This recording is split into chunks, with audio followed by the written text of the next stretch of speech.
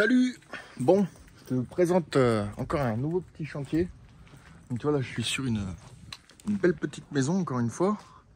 Je te montrerai derrière surtout. On a une belle petite piscine. Alors ça va être un chantier encore assez technique. Donc là regarde, j'ai posé mes outils. Donc la carrelette et tout ça. Attends, je vais reculer un peu le zoom.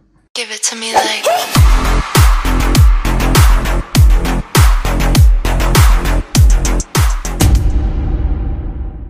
Voilà, là ce sera mieux avec le zoom. Alors, ouais, donc j'ai posé mes petits outils, mes machins. Et là, regarde ce magnifique carrelage. Donc c'est du 60 par 120 que je vais installer. Gris, il me semble. Donc on est sur de la belle épaisseur, du beau produit. Et, ah ouais, celui-là surtout. Comment il s'appelle celui-là? Bref, il est très beau. Avec un joli meuble vasque. Donc on va aller changer. Pourquoi est-ce qu'on doit faire ça? Je vais t'expliquer. Oh la piscine.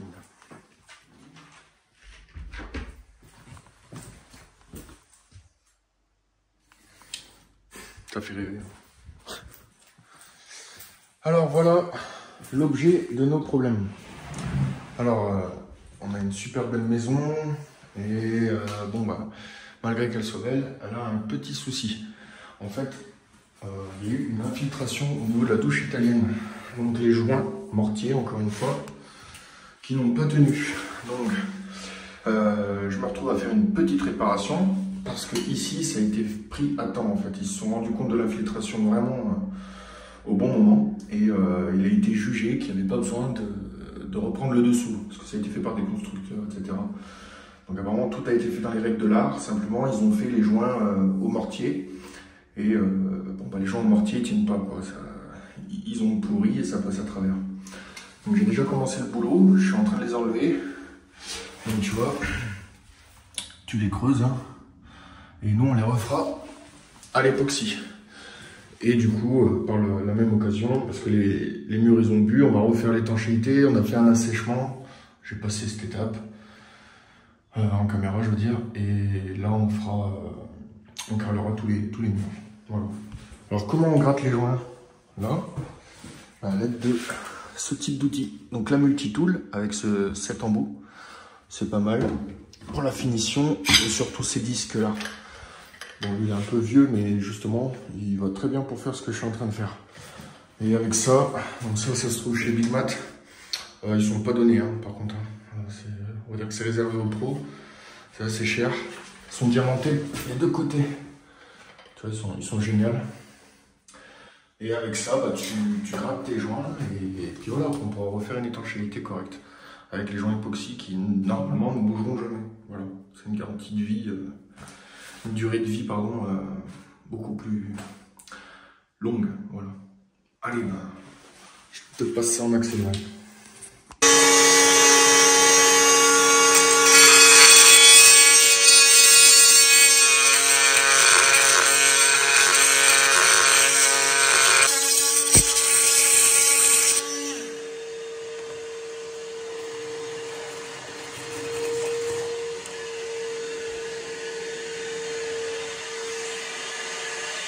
Bon, alors, là il faut que je décolle ce carreau qui a soufflé. Donc ça va être une mission très compliquée. Donc ça ne fonctionne pas à tous les coups, mais il faut utiliser le décapeur thermique. Hop, celui, il est tout creux. Donc il y a de l'eau qui est passée dessous. Et du coup, bah, il a soufflé, quoi, comme on dit. Donc l'idée... c'est de venir le chauffer à top sur toute sa surface.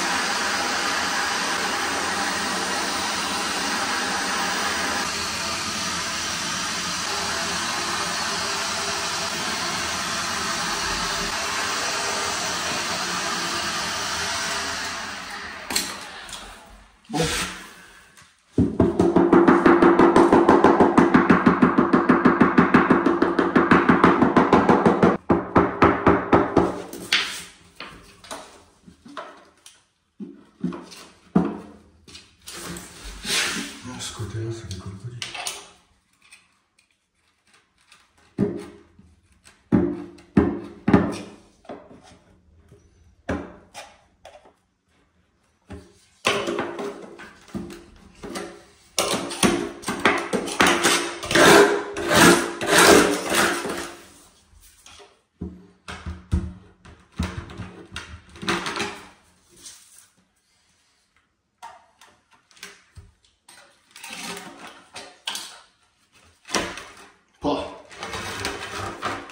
Waouh!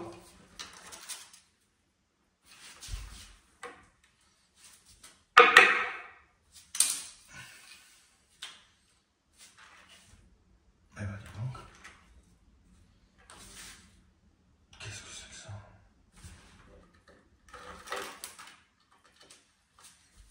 Il n'y a pas d'étanchéité, il n'y a rien du tout là. En tout cas, on a réussi à le décoller.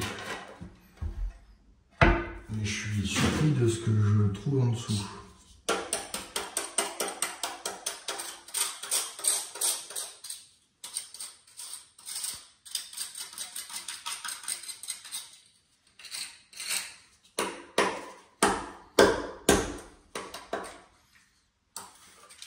Bon, dans tous les cas, tu vois, si tu veux décoller un carreau, eh ben, c'est comme ça qu'il faut faire.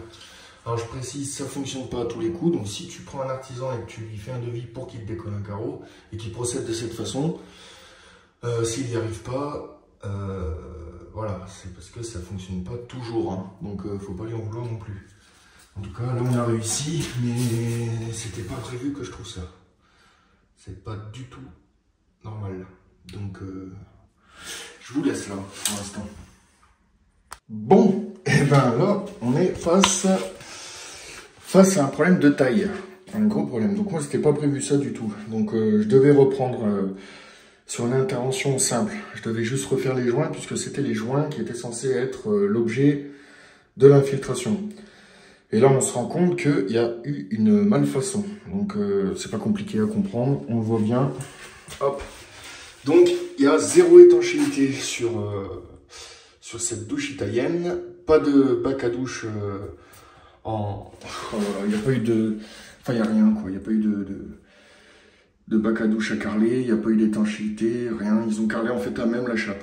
Donc là, on est face à un problème. Donc, ce qui va se passer, moi, je vais prendre des photos. Je vais bien montrer tout ce qui ne va pas.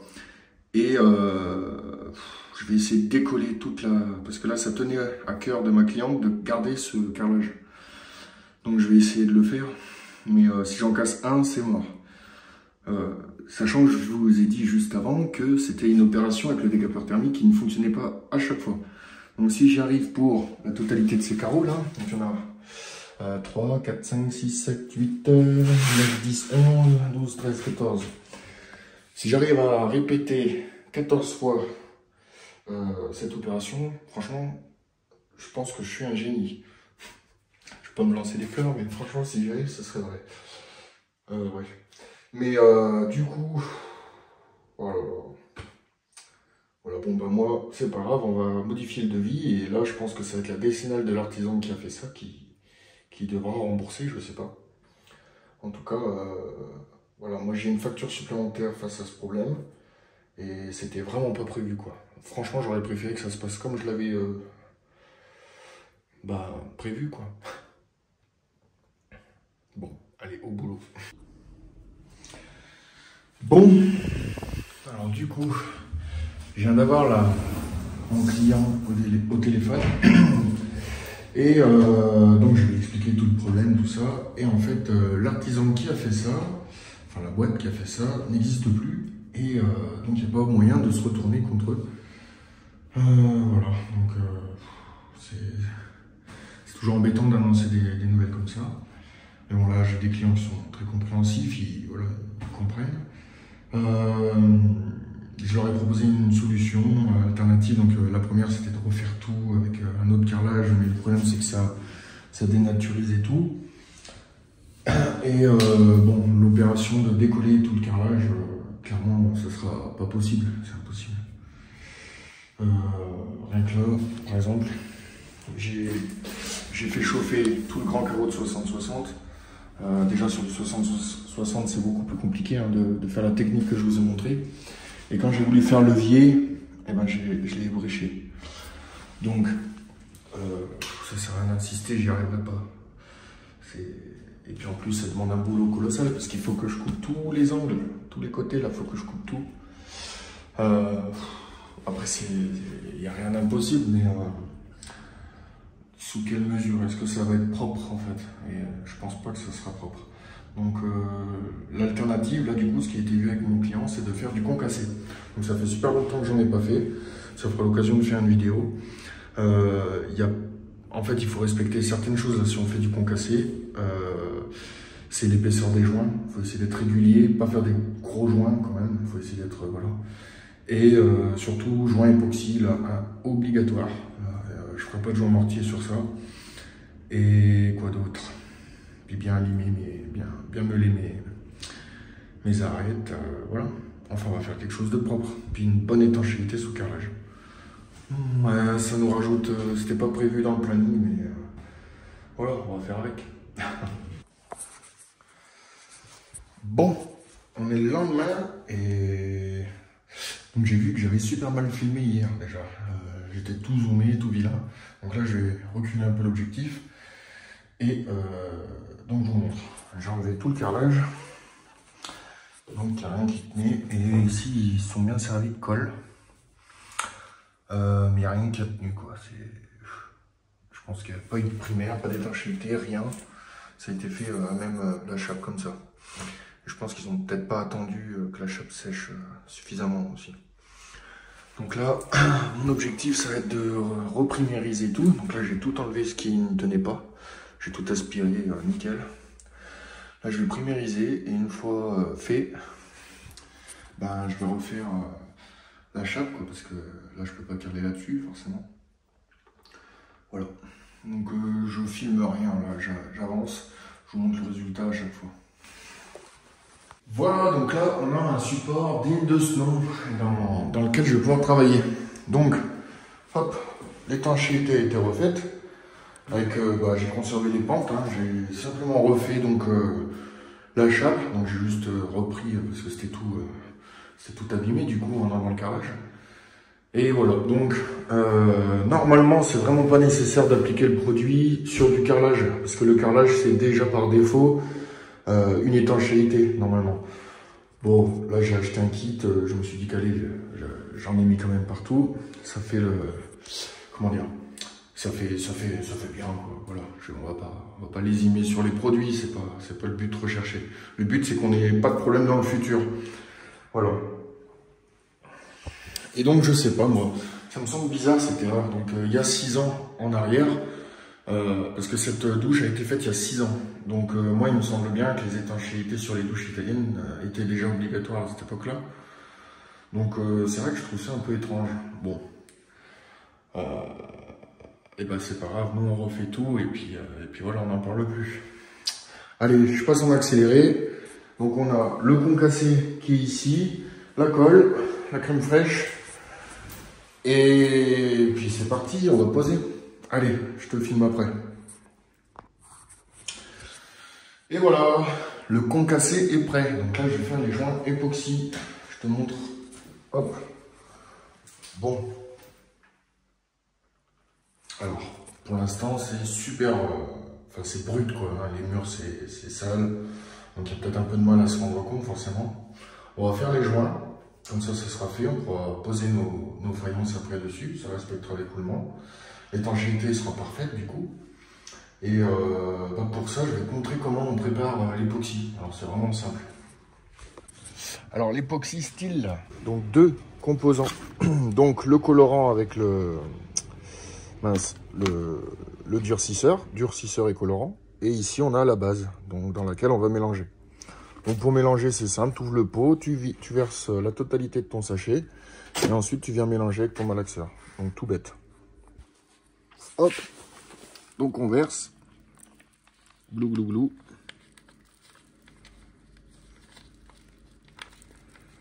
Donc après je vais carrément venir le plier, mais j'ai besoin de mes 2 mains, quoique. Hop.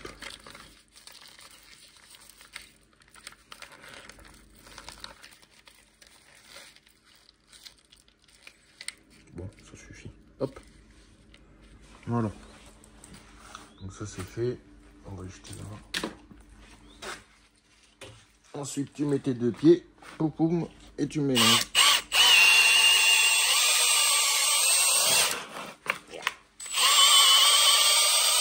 Bon, je te passe l'étape. Hein. En gros tu mélanges et voilà.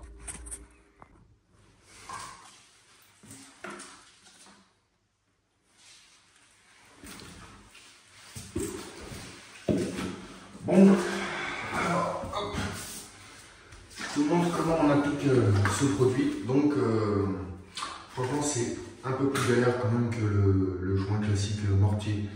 Celui-là, il est super gras, super lourd. Ça n'a rien à voir. Les joints époxy, c'est un peu galère. Mais c'est pas pour autant qu'il ne faut pas les faire. C'est vrai que c'est bizarrement, je dirais que les carreleurs, souvent, ils n'ont pas envie de les faire. En gros, il faut une taloche en caoutchouc comme ça. Donc, moi, des fois, je fais un peu les deux, ça dépend. Hop.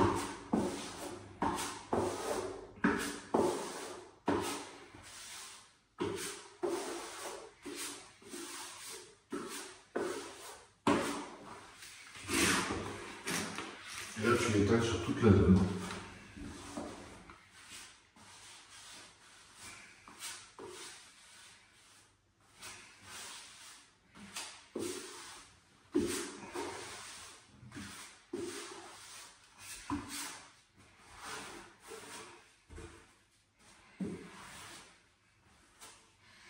Bon, je pense que tu as compris, donc je vais économiser un peu de la vidéo, je te montrerai le résultat fini. Donc tes joints époxy, tu les laves à l'éponge dès que tu les as appliqués, donc il n'y a rien de plus à faire. Et après ça fait ce résultat, tu vois. Ça c'est pas mal. Et voilà. En fait, bizarrement, je crois que j'ai tout carrelé là. Je crois que tout est fini. Hop, on a un joli meuble vasque. Hop. Ah oui, j'ai pas assez de recul, c'est pour ça. Hop. C'est bien, hein, pas mal.